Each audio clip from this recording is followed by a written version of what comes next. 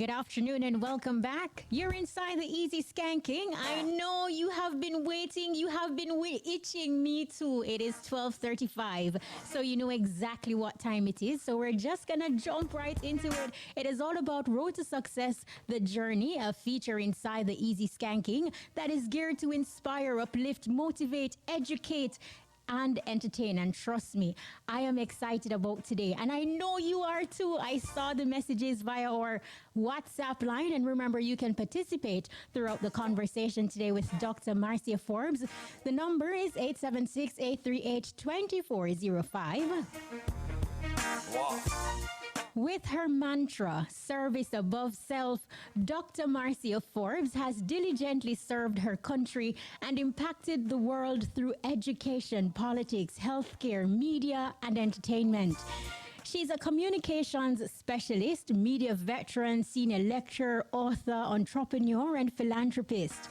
Dr. Marcia Forbes, CD, is co owner and executive chairperson of Phase 3 Productions Limited, a company which stands as one of the leading privately owned full service multimedia television production entities in the Caribbean. Today, we journey with Dr. Marcia Forbes, CD, on the road to success. Dr. Forbes, thank you so much for taking time out of your busy schedule to sit with us and take us with you on your journey.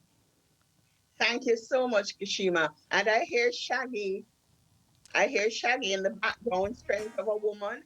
And we're Yes. actually very, very busy working for VP Records for the Shaggy and Spice and Sean Paul that is going to be on the ABC network, the McMill show on Sunday. So, yeah, it's very appropriate that I should hear Shaggy in the background today.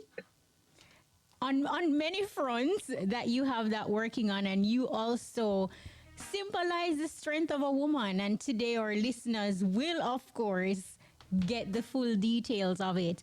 Um, let's just begin at the foundation. How would you describe your upbringing?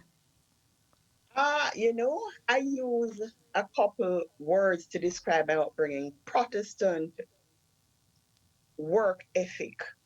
That's how I was brought up, with a Protestant work ethic. My aunt was a head teacher, principal of an all-age school in Irishtown. My uncle, even though he was a trained minister, he was a financial controller of Cremo Limited, which was a big company back in the time. And we grew up understanding that we had to work hard and that success wasn't something that somebody would hand you on a platter. We had to work and we had to earn it. So, in a nutshell, that's it. Can you pinpoint a moment from your childhood that has helped to shape the woman that you are today? Oh, wow, there are a lot of moments, a lot of moments. My cousin, we grew up as sisters, but she's actually my cousin. My cousin Elaine Hoyen. She reminded me years after when we were adults that I was feisty and that there was nothing my uncle, her father, could say that I wouldn't have a mouth, responding to. And I just thought, wow, I didn't remember that. But the moment of her reminding me of that stood out for me because she said, uncle actually said to her at one stage, she stood up to him and he said, oh my gosh, the worm has turned. You have become like your cousin. So, and he was very pleased. So obviously, uncle encouraged, even though he was a short little tiny man, full Chinese. Mm-hmm. And when he got angry, his hair would stick up straight, stand up in his head.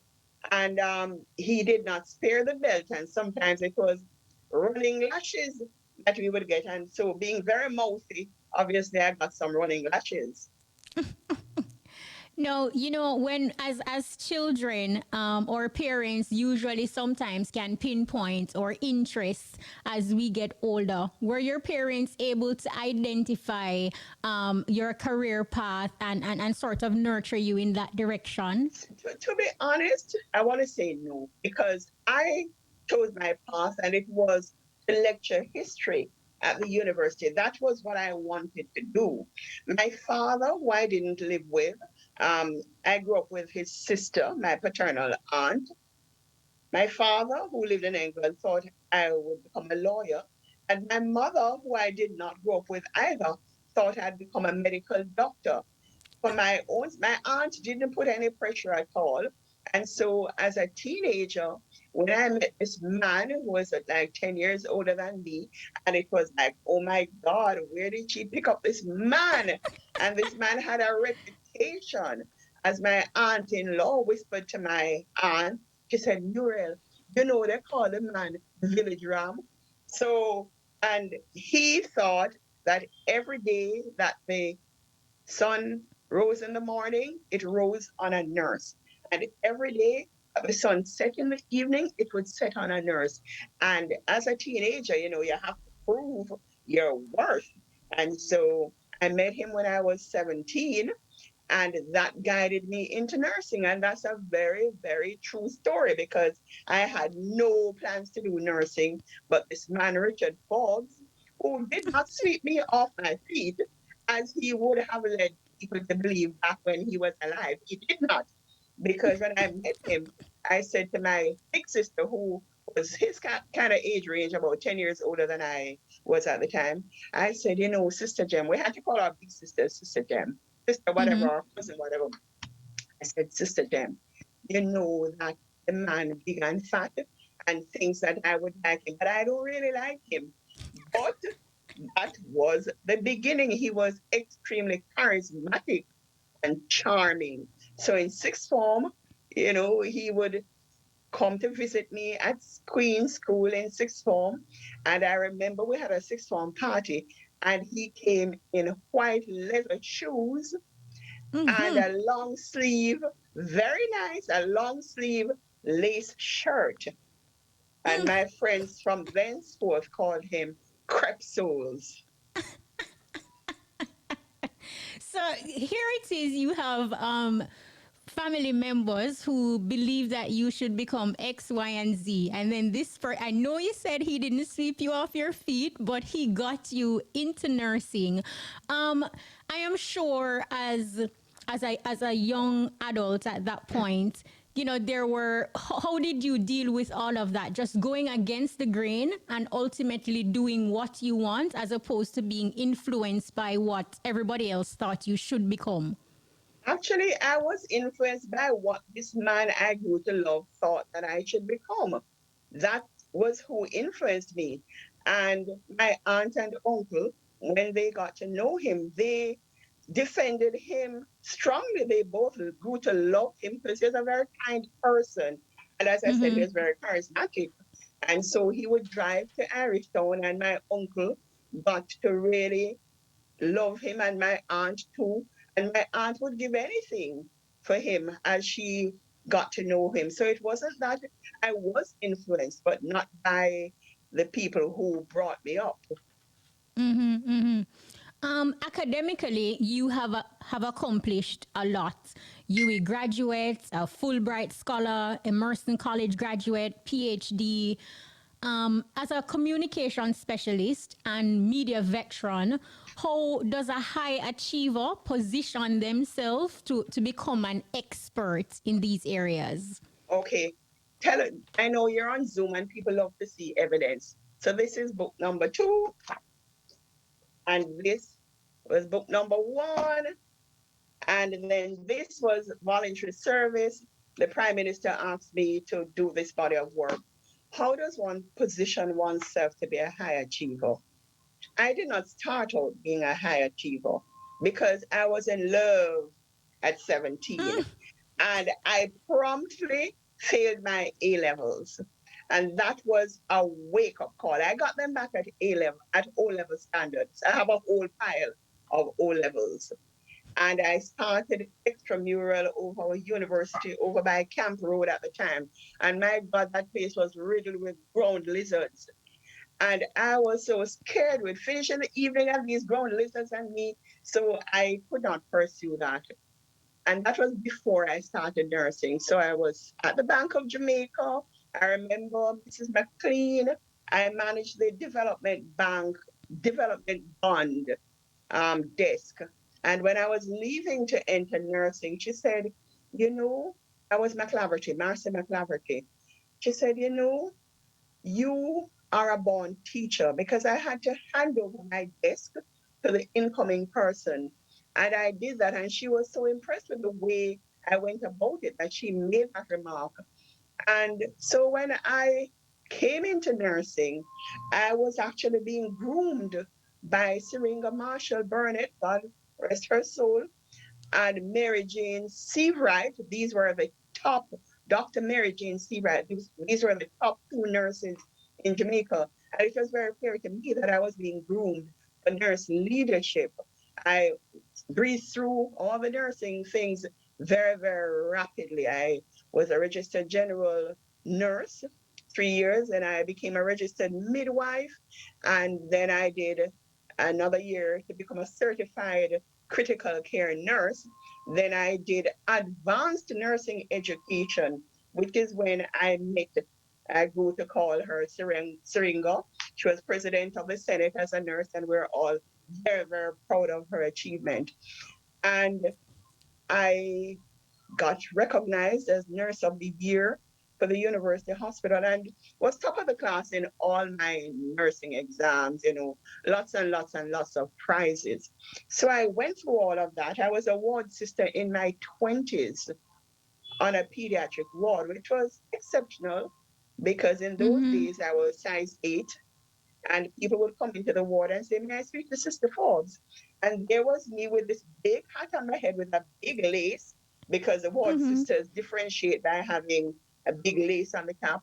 And I'd say, yes, I'm Sister Forbes. And they're, no, you're a little girl, you're not any sister. But nursing was very, very good to me.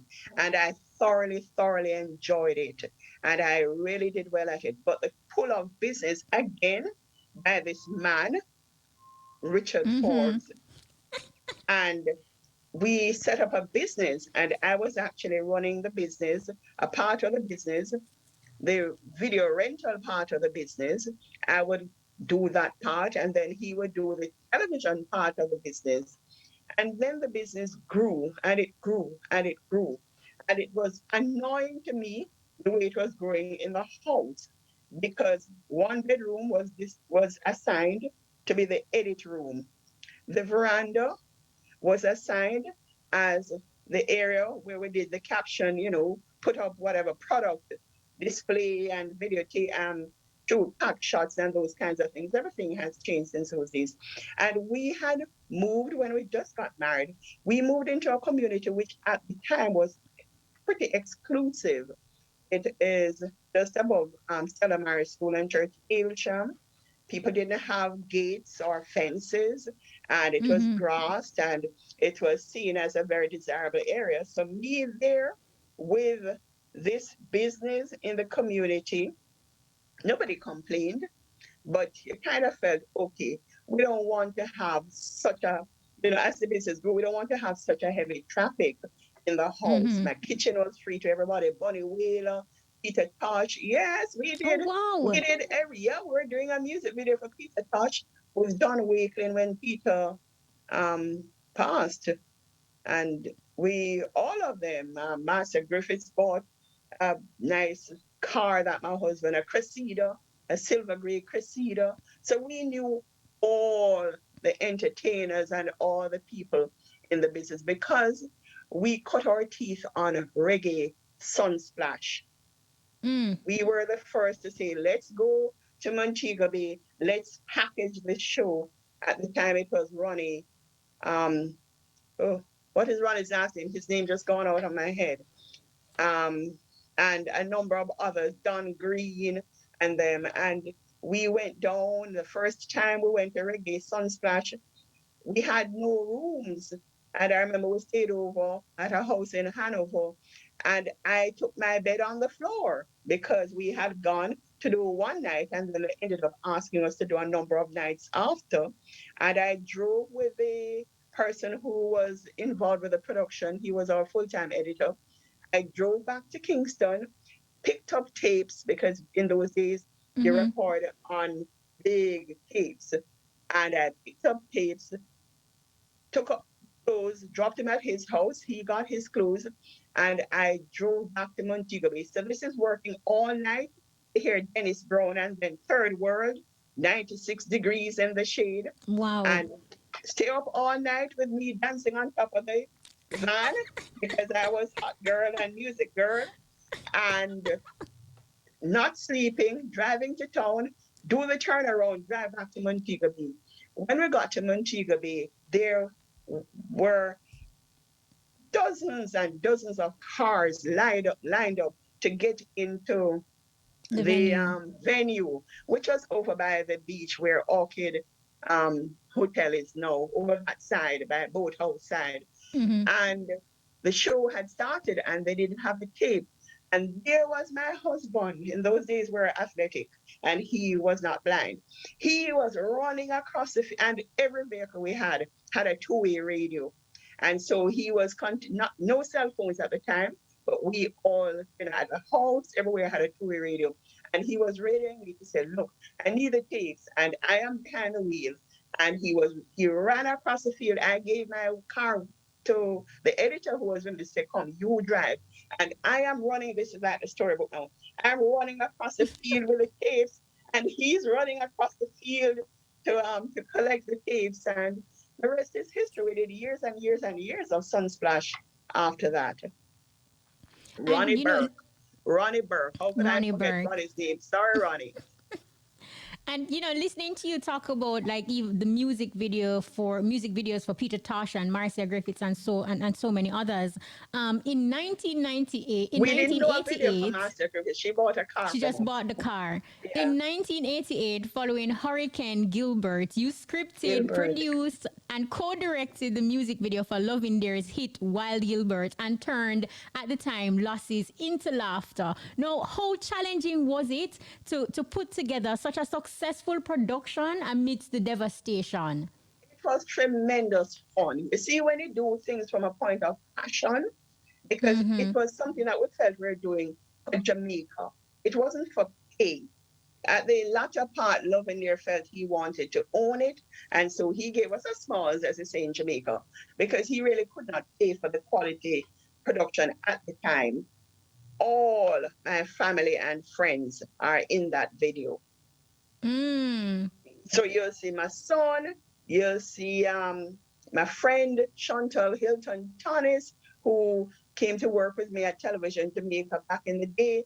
Fred Luzanne, who was helping to direct. You'll see his sons. You'll see, locations all over the place, that Volaire Johnson and various other persons that we have worked with over in those days. Listening to what you have said so far and how enthusiastic you and your husband were when you started out and, just being passion and all of that, persons listening in may think that, there weren't any challenges, setbacks. And we know on the road to success, these are things that are inevitable. What were some of the struggles that you encountered and how were you able to maneuver these adversities? Oh, we had many, many struggles. First of all, I'll mention the fire in 1998. By this time, I'll go back a bit because about 1995, 96, my husband, just as he turned 50, my husband started going blind. My husband was a real Jamaican man. He would not listen to the doctors. He would eat, his diabetic. He would eat and drink and have his merry way and would not listen to medical advice. When I was going away in 1995 to do my master's in Boston, he said, go, because, he never ever stopped me from getting ahead in life. And he said, go. Our son was in Jamaica in sixth form, and he said, okay, Delano would help him if he needed help with the business. And so I went to Boston, got trained and in global marketing, communication, and advertising, came back home and was invited to head up Television Jamaica. I did not apply. I did not apply for the job. I was Mm-hmm. invited because I was serving as a consultant for RJR Gleaner when they were applying for a cable license in Jamaica. That did not work out. But what worked out for RJR was that they were invited to purchase the government-owned entity, JBC TV. And so in 1998, I'm telling you about the challenges. So that whole TVG Mm-hmm. was a challenge by itself. But in 1998, I was at my CBU conference in the Bahamas, and the people at TVG called me. Ivan Anderson, Rosemary Smith, Trevor Johnson called me to say phase 3 is on fire. By this time, Wow. remember, my husband was now blind. Mm-hmm. And I never forget, everybody in Bahamas organized and got me on a plane by next morning. I came back to Jamaica. It was hard because the fire started about three um, businesses further up the road from us. But the way the property was constructed, it had this mesh at the top, a couple feet of mesh at the top. And the fire kept jumping as it came to one property. It jumped over into another. It was a warehouse complex, Mm-hmm. poorly built. The sad part is that we were in the act of renegotiating our insurance for the business. And so at the time of the fire, we were exposed. We did not yet sign on the dotted line for the new policy. And so Wow. we lost. We lost a tremendous amount in that fire. And I remember the night of the fire, when I came back to Jamaica next day, I heard TVJ News interview Delano, my son, the night of the fire, and he said, like the phoenix, we're going to rise from the ashes. And we Mm-hmm. have. And Delano is a person who is leading the helm at phase 3 as our co-founder, well, no, owner, Mm-hmm. co-owner, CEO, and creative director. He's the one leading the charge with EP Records for the Sean Paul Shaggy Shaggy Spice Spice. Mm-hmm. coverage. Yes. So Wow. that was That one is. challenge. That's one challenge. The other challenge was that my husband was blind. And Mm-hmm. so, from before I went to Television Jamaica, and he held the fort here, between Delana and myself, helping him because over that period, I had gone to TVG, and about a year after that, Delano went off to NYU, New York University, to do his degree, his in television directing. So that was another challenge. And then my husband developed multiple myeloma. He started having symptoms in 2011, and then by 2012, it was properly fully diagnosed, and he was in end stage renal failure. So that I was Mm-hmm. his primary caregiver for the 4 years that he lived suffering from multiple myeloma, is bone marrow cancer, cancer of the bone Mm-hmm. marrow. So that in itself, that was Challenging. tough. That was tough.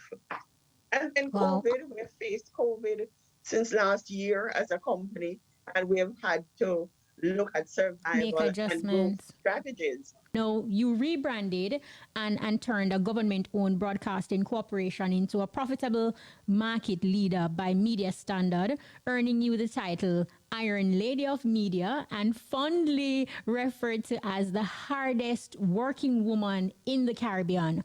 What are your views regarding the stereotype that, women are emotional leaders or worst, too emotional to lead?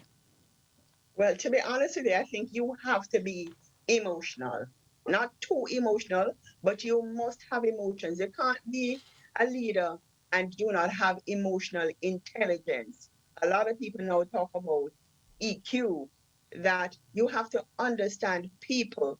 And that is why I have never regretted my nursing training, because Mm-hmm. with all the iterations of training that I've gone through, it leads you to understand human nature and some of why people do what they do.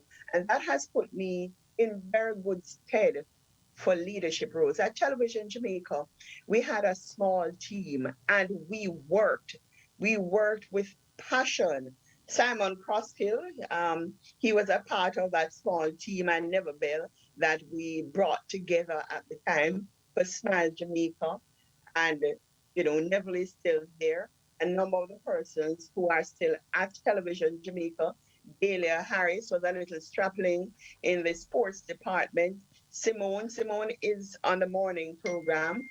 Simone was a producer at the time. She had evolved from that into other things. And so, it's really, really the late Michael Sharp. We we invited him over from Macedonia. He was over by the radio side, and he started hanging around the television side. And I said to Lester Spalding, can you release Michael Sharp to us full time? Because Michael had a love for road work and for going out at night and doing all sorts of news items. And the news product needed that. And he came over and helped to make a difference in the viewership of the news, primetime news. Now, Phase 3 Productions has been integral in the broadcast of some of the nation's most prestigious events in film, television, sports, live streams, entertainment, and more. In 2014, you redefined the virtual space, with Phase 3 being the first in Jamaica to introduce social media into live television presentations and using multi-platform live streaming. In your expert opinion, how has the rise of social media impacted traditional media per se? Immensely, immensely. And traditional media practitioners have to get with the program. There was a time when I would bemoan the fact that some of the journalists were not trying to engage via these platforms. That has changed. I know people like John Jackson Miller. I have watched her come to Twitter is my preferred platform. I don't have a lot of tolerance for Facebook, but Twitter, and less so Instagram, because Instagram is more about the pictures. But Twitter is about news and is about fast moving, fast paced content. Emily Crooks Shields, I have watched Emily come to social media. I don't know, there was a time when I could tell you their number of followers and the extent of engagement, but I'm not paying as close attention now. But Twitter was a platform that helped me to write this book, Streaming Social Media Mobile Lifestyle, and I engaged in what is called digital ethnography. So I actually lived on Twitter to be able to get that book done.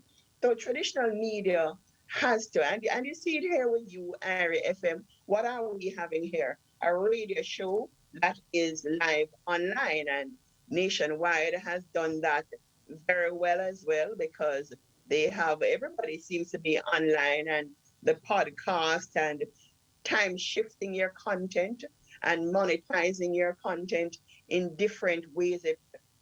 Am I saying the name right? Patreon? Is it Patreon or Patreon?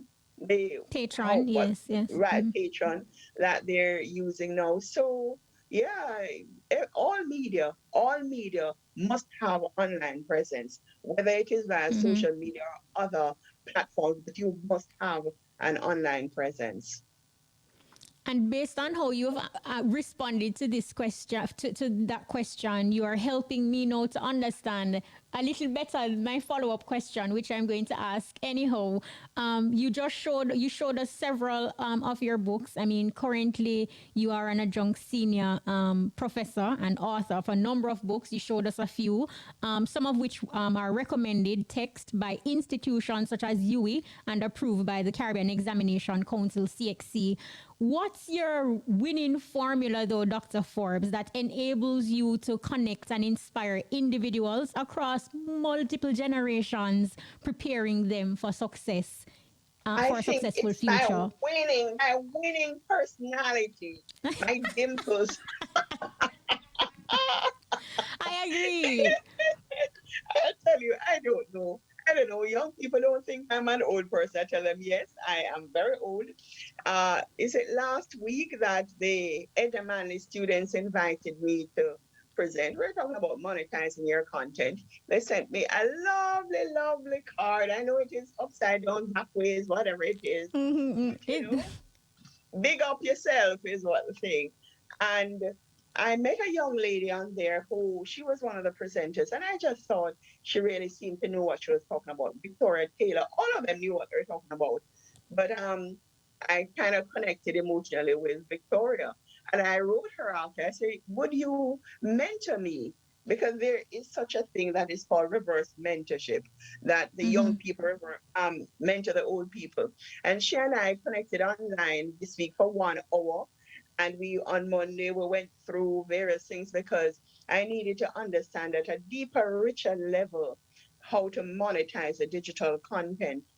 And she called me back, texted me back, and she said, our next session, can you reverse it back to you Mm-hmm. mentoring me? And I said, sure. So we're going to meet up for coffee and we're going to spend an hour and it will be her time to ask all the questions and be guided. So, yeah, it's a two-way process. I feel that learning has to be ongoing. And that's a part of what keeps me rejuvenated and fresh. I don't care if people think I'm stupid because I don't know something. My team Mm-hmm. members know that I call them regularly. Hello, I don't know. This thing just reformat itself. What am I to do? And like a while ago for this show, I had put on a filter to have a different background. And I was saying, oh crap. When I turned on the camera, the filter was still there. And I'm saying, oh my God, where's my regular background that I want? And I'm here looking at everything. I did not see the word None, none, right in front of me. And one of the young ones came and I said, oh, I take off this filter. And she said, see here, none. You think I feel any shame? No, moving right along. Mm-hmm. Wow, that really puts it into context because I think a lot of persons they take themselves so seriously, and a lot of elder persons would not say they don't know, or even go to a young person to be mentored, and that really puts it into context there why you are able to bridge the gap across all generations. I don't know if it's all, but we try. Oh yeah, all I because see my you and grandson your is grandson. 5. My grandson is 5, and he calls regularly. Grandma, what time you coming? What time you coming? What is it? He said, we want to play. We want to play, Grandma, and then he'll show me whatever he's building that we need to come and play with. So yeah, okay, let's accept all Yes. because I No, have you're friends in their 80s. see. No, you mentioned briefly that your son, Delano Forbes, is the company's creative director and CEO of this successful black owned family business. Now, to successfully build generational wealth, what do you think are the significant steps one should take? Well, focus and discipline are essential. And to identify, I didn't know if this business was going to go beyond myself and my husband's generation because Delano showed no interest in the business. When Oh, he wow. first, as a teenager, attending Campion College, we took him to a reggae fest show. And we invited one or two of his little friends because it was like the first time. We didn't normally take him out on shows with us. So he went, came with his friends, and he had to pull cable. Now, in those days, a camera was a different thing from a recorder. So you had a string attached to the camera. You have a cameraman, you have a video recorder with the recorder over his shoulder, you have a string. He was a cable puller. He had to make sure that the string didn't get entwined and, that it was always loose and free so the cameraman could walk and get all the shots. He was annoyed because he was not going to embarrass himself by walking on stage pulling cable because that was Mm-hmm. above his dignity. Well, his father let him have it and made sure that he understood that no honest work was below anybody's dignity and that he would have to learn the business from ground up. He did not want to be in the business. He actually did sixth form with the subjects to become an architect. And I said, okay, he's going to become an architect. My brothers and sisters are mostly living in England, apart from a big sister in the USA. And I called them and say, well, let's check out school in England. I took him to university. It was UTech. What was it called? Yeah, I think it was UTech at the time. Went to UTech and he sat with the director of the School of Architecture. So we had like a 1 hour talk. And he realized that becoming an architect was like doing medicine in terms of the number of years of training and, the internship period. And I never heard another word after that. So he went to talk to the director. We sent him for a whole summer with, I think it was really Gardner's firm with his T square and thing. And he went and did Mm-hmm. a summer there. And we didn't hear anything more. And by the time I went to Boston to do my master's, he was in upper sixth form at the time. He had started driving one of the company, a brand new bus, and he was busy up and down and helping his daddy in the business. And I thank God. When I was going to Boston, I was very torn because I felt, oh my God, I'm leaving my husband who is blind.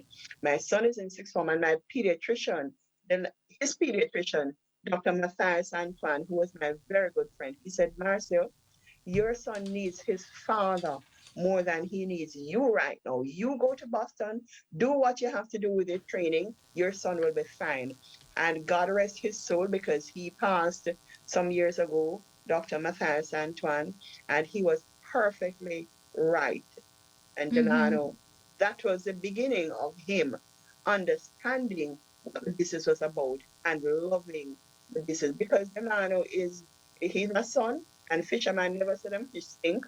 But I will tell you that he is one of the best in the industry right now in terms of conceptualizing and executing a large scale project.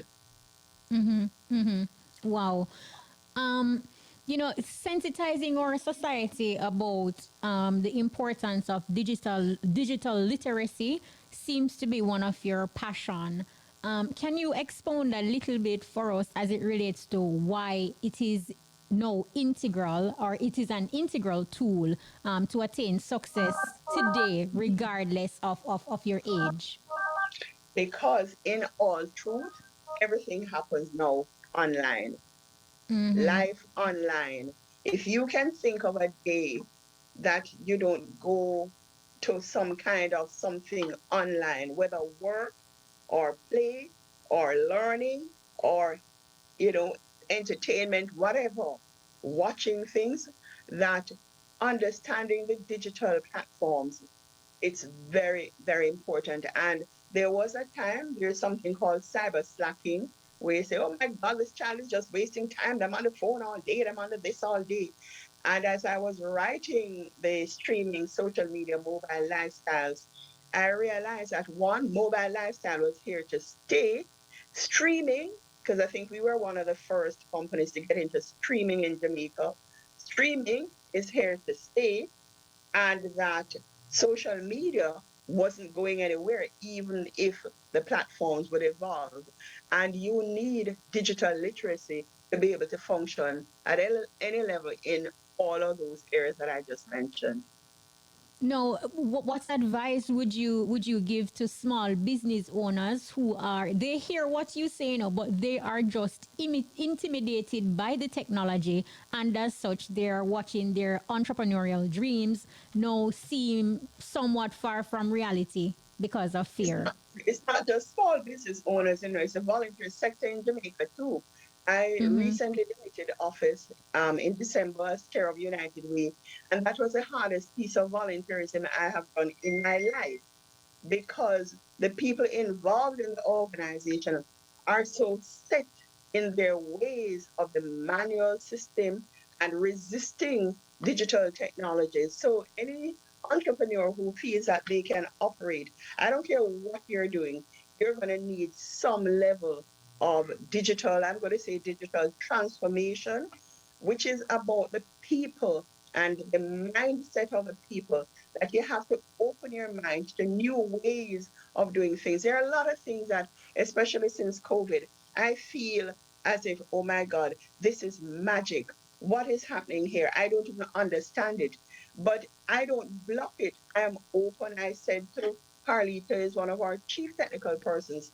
I said to Carlita last week, Carlita, when you're doing one of these, we have created a digital hub at our head office as well as at our studio. And the things that we are able to do because we have high speed internet facility where, as I say, hubs created. Mm-hmm. But what Carlita is doing sometimes is like, oh, I need to sit in with you to see how it is done. And sometimes Delana will bring a piece of device to me and say, okay, look at this. This is what we're doing. These are all the cameras that we're looking at with the camera persons that we're working for Europe or North America, and a director could be in Europe. Real story, I'm telling Mm-hmm. you, not thing. Mm-hmm. And I look at all the camera angles, and the director from Europe is saying, okay, I want this kind of shot, and we're able to do that, and that person is able to see the shot. It's amazing. Kingston, the Mm-hmm. animation conference that took place about 2 weeks ago. Mm-hmm. Usually, I've The been to virtual two staging. Kingston. Yes, I've been to two Kingston conferences, physical conferences at the conference center downtown. This year, it had to be all done online. We spent a couple months pulling together. Everything was packaged and prepared and executed. I was on the red carpet dressed up. That was Mm. lovely. And did my little endorsement as a sponsor because this was a sponsor. This is a World Bank funded project that was executed out of the Office of the Prime Minister. And as OPM said, Marge Newland said that in the past they'd have like 800 registrants. This year, Kingston had over 3,500 registrants, Wow. Mm-hmm. people from all over the world. So, and this is all online.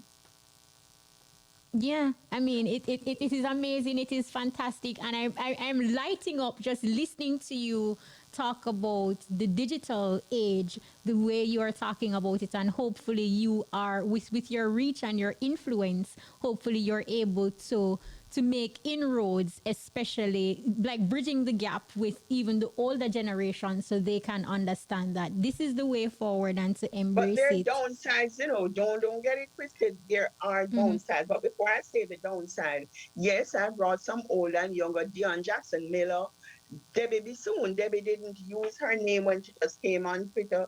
Dean Laurie Chin. I say, if you come on the platform, use your name, hold your identity. Don't allow Mm-hmm. somebody else to start using your name. And that's an important part of it. I know you have burner accounts and people want to pretend that there's somebody else sometimes, but that's a different thing. So yes, Mm-hmm. we have to bring others on. And it can be very intimidating because if you're not open enough to ask, like as I said in the book, when I came to Twitter, I was drowning. I had no idea what some of the expressions meant. And I'm going to be a little bit naughty because there's a follow, it used to have this follow Friday, where hashtag follow Friday, and they talk about people who give good value on the platform and you want to recommend them. So this man did follow Friday, Marcia Forbes, because she's a MILF.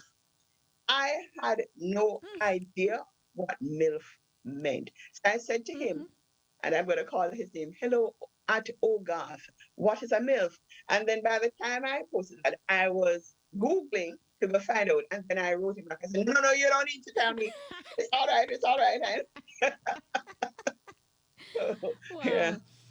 No, you showed us this book earlier in the conversation, your first book, Music, Media, and Adolescent Sexuality in Jamaica, where, you explored, yes, that's the book, where you explored the influence of television and music videos, especially on adolescent sexuality in the country. Now, based on your findings, then what are your views regarding recent talks now that music contributes to the crime and violence Oh, in Jamaica? I did not even think you're going to go there, but I took on this body of work not Mm-hmm. intending to do anything related to dance hall because they have enough dance hall experts. And I didn't want to be, and I'm not a dance hall expert. If I thought that you're going to ask me anything of this, I would have pulled some sections. Having presented, I think, about 17 different genres of music videos for the young, and this was done across Jamaica with a number of schools. It was the base of it was my PhD thesis, so it had to be done with a great level of rigor, with a random sample and all of that. And there were so many strong correlations between dancehall music and certain kinds of behavior that it was obvious to me that dance, and the children said it straight, that because I did focus groups as well as survey and different methodologies, a mixed method format, it was obvious that the music has tremendous influence on our young people, especially dancehall music. Because when we looked at talking about comparison between the soca music out of Trinidad and Jamaica, whereas the dancehall music, the lyrics are very close to our culture. They understand the nuances of what back it up on the dumper truck. All right, that is standard. That is soca, yes. We know what that means. I think we know what that means. But some of the things that they say on dance hall, if you're not in the culture, you really don't know what it means. At the time, Dance Cartel was talking about the Yukubit and, talking about the tightness of a girl's vagina. All the children, the girls in St. Thomas to the girls in wherever country school that I had went and had no internet, they all understood exactly what Vibes was talking about. So they connected at a deeper level with the lyrics and with whatever the dance hall um, entertainers were saying. And it has definitely impact on them, both positive and negative, because remember, it's not all negative. They have very, very good dance hall that has very positive influence. So we're not putting everybody in the Broad same brushing. basket. Now, you are a mother and a grandmother. You have guided your son to success. Now, your grandson, though he's still a child, what life lessons do you want him to comprehend from an early age? Kindness, kindness and truth, and the importance of people as human beings who have feelings. Because I find that if you can start with those kinds of values, you do unto others as you would have them do unto yourself, that if you're playing, you can't always win. And if you hurt somebody, they hurt the same way when they hurt you, you hurt. That if you understand that life is about not always winning, I believe very strongly that it also relates to how you play the game. And so these are the kinds of lessons I try very hard to visit my grandson twice a week, at least 1 hour each time, and we sit on the floor and we play and we talk so that he understands, these kinds of lessons, because he's a little boy who loves to win, and he never used to give me any car when we're having the race, because like every car was his car. And once the car won, it was his car. Even if it was my car, it became his. But he's 5 now and he's learning. He's a sweet, sweet, sweet little boy. And I love him dearly. Yesterday he called me on his iPad. And his nanny said, "So what you call your grandma for?" I'm gonna tell her what you call her for. "Oh, grandma, could you bring a mango, East Indian mango?" So I had to go buy the expensive East Indian mango by Lushan, because that's the only place I knew that I would definitely find a mango. Yeah. Wow, that's an awesome story. But watching you, Dr. Forbes, whether it is through your social media platforms or if we're able to see you at a major event like a reggae a reggae sumfest, you always seem to have this outgoing, bubbly personality and just full of life.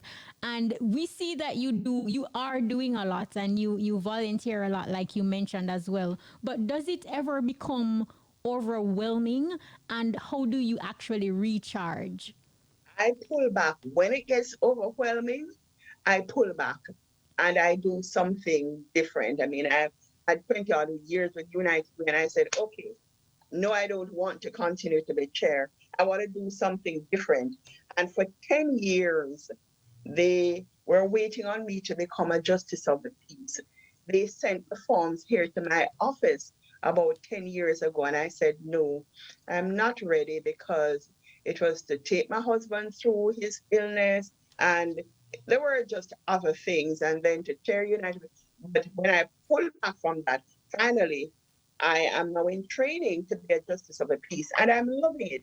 I'm learning different things. We're working on group projects, and I'm the videographer with my cell phone. I videotaped all the scenes because we have to do like an 8-minute video. And so I believe in rest and relaxation and I sleep at least 7 hours good sleep a night. I'm not into the no sleep team. No, I need my sleep, Mm-hmm. and I do sleep well. Agreed. And I have a friendship pod. Since COVID, we've become even closer. There are 5 of us who regularly meet and eat. And like the last time we met up, I just bought all the Chinese food and carried. And then we're going to meet up brunch on Sunday, and somebody else is going to get all the food. And we're all women of a certain age range. The youngest one is mid 50s. And, we just enjoy each other's company. We chat a lot, but we also talk about important things to our country. It's not a sus group. A lot of the Mm-hmm. talk is, how can I help this person? How can I help that person? Coming up Sunday, we're having a brunch, and guess what? It's to help a sister, a young sister who we know needs help because she's in an extremely challenging job. And as 5 older women, we said, okay, we're just going to sit with her and talk her through this. So yeah, I love to do everything. I love to go out. I love to have fun. I love to eat out. I love to Mm-hmm. drive out. Can't dance so well, but I love to jig my head to the music. No, in closing, Dr. Forbes, through What? constant, Time gone already? I know, and imagine Oh how my you were gosh. saying to me initially, what am I going to be talking about for Wow. 1 hour? Wow. Wow. But through constant innovation, upgrade, and pushing forward, Phase 3 has managed to dominate the field of multimedia production and communication. To attain success in business and life, what advice would you give to the persons that are listening right now and they want to embark on their journey? Focus on fulfilling a need and focus on customer service, because building relationships is how you get repeat business. We have built a number of relationships over the years, which is why we were invited and run down by Sony to establish us as their dealer in Jamaica. The Sony head actually came to Jamaica and said, Dr. Fox, I'm Wow. not leaving your office till you sign on the dotted line. And we are distributor for a number of products that are used in the industry and manufactured elsewhere. So that relationship, building relationships, working on relationships, we don't take our clients for granted. And we're always looking not to figure out as to how we can charge them the most, but the opposite. How can I do what we're doing, offer our services more cost effectively? So people say, okay, phase 3 is expensive. Yeah, we are expensive because we buy the equipment that will get the job done, and we pride ourselves in not popping down in the middle of the people's stream. So we sell peace of mind. As a company, that's what we pride ourselves. Last week, somebody texted me and she said, why can't people get the message that they must use phase 3 for all these high-end events? And I said, well, there's room for all of us. We're not going to get everything, but Mm-hmm. we get our fair share, and we're very, very grateful. We're grateful to have a tremendous team as our staff. And every year, except even last year, we took in a couple of interns. Right now, I have universities lined up to send their Wow. interns. We have to be saying we can't take so many. Wow. That is super awesome. Dr. Forbes, thank you so much. And I just want to extend an invitation to your son, Delano Forbes, because I am sure his journey too is really rich. And we also see what he's doing and the impact he's making at phase 3. Should be interesting to hear his story. So the invitation, when the time is right, Delano Yes, Forbes, yes. yes. Yes, he's beginning to enjoy this. He was very shy before, but since Mm-hmm. COVID, he has been doing podcasts and talking to the university students, and he's actually started enjoying it. And he usually has a ring light. They moved the ring Mm-hmm. light, and that's why you saw me adjusting to take the Yes, light out earlier. my face. But yeah, it's been awesome. Thank you so much, Kshema. I didn't know I'd have so much fun. See, I told you. But it was really, really awesome. You are great. You are What's great. that? Continue doing. You're absolutely great. Continue doing what you're doing, and I really love how you're able to just engage the young people and get us excited and just thrilled about what it is we're doing, like speak life into what we're doing, and the fact that you also want to learn as well, like that is phenomenal. Thank you. Thank you. My pleasure. Have a good one. Same to you. Okay, bye. Bye, Dr. It Forbes. may Thank you only so be much, Doctor. another That me. was Dr. Marcia Forbes. Road to Success, the journey, absolutely splendid, don't it?